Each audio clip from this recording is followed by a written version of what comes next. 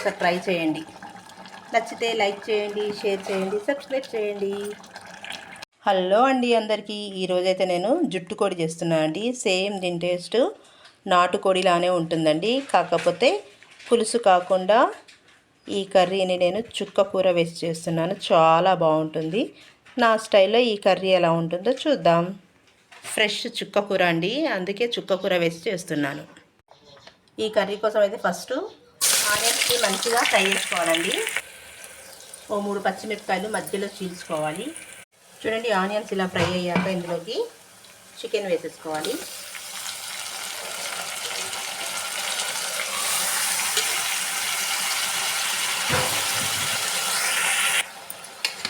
వేసేస్తే మంచిగా మిక్స్ చేసేసుకొని ఇందులో వాటర్ పోయేంత వరకు కాసేపు ఉడకనిద్దాం. ఇప్పుడు ఇందులో కొంచెం మెంతికూర వేసేసుకోవాలండి. మెంతికూర మంచిగా ఫ్రై అవ్వాలి. కొంచెం కొత్తిమీర కూడా వేసేసుకోవాలి. ఒకసారి మొత్తం మంచిగా మిక్స్ చేసేసుకుందాం.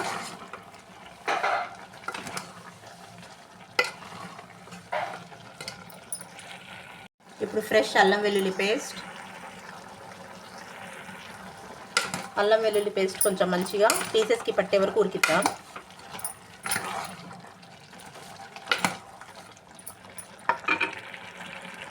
పసుపు, టేస్ట్ సరిపడా సాల్ట్, టేస్ట్ సరిపడా కారం వేసి ఒకసారి మంచిగా కలిపేసుకోవాలి.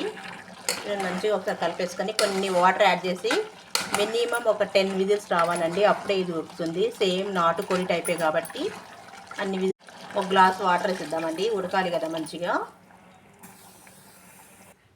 చూడండి, ఇప్పుడు కుక్కర్ విజిల్ పెట్టేసి ఒక 10 విజిల్స్ రావాలి. చూడండి, ఇప్పటికి 12 విజిల్స్ వచ్చాయి. ఒక 90% కుక్ అయింది. ఇంకో 10% ఉందండి. ఇప్పుడు ఏం చేయాలంటే మనం టమాటాలు అండ్ కొత్తిమీర. ఇప్పుడు కుక్కర్ విజిల్ పెట్టేసి ఇంకొక 3 విజిల్స్ వస్తే మన కర్రీ రెడీ. చూడండి, చికెన్ ఎంత బాగా ఉడికిపోయిందో. ఇప్పుడు ఇందులోకి కొంచెం గరం మసాలా వేస్తే,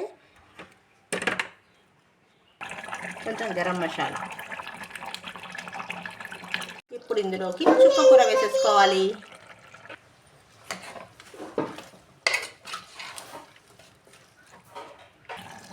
మటన్లోనే కాదండి, చుక్క కూర చికెన్లో కూడా చాలా టేస్టీగా ఉంటుంది. పప్పులు పచ్చళ్ళే కాదు, పిల్లలు తింటారు కాబట్టి మనం ఇలా నాన్ వెజ్లో వేసి వండితే వాళ్ళు ఆకుకూర కూడా తిన్నట్టు అవుతుంది. టేస్ట్ కూడా సూపర్గా ఉంటుంది.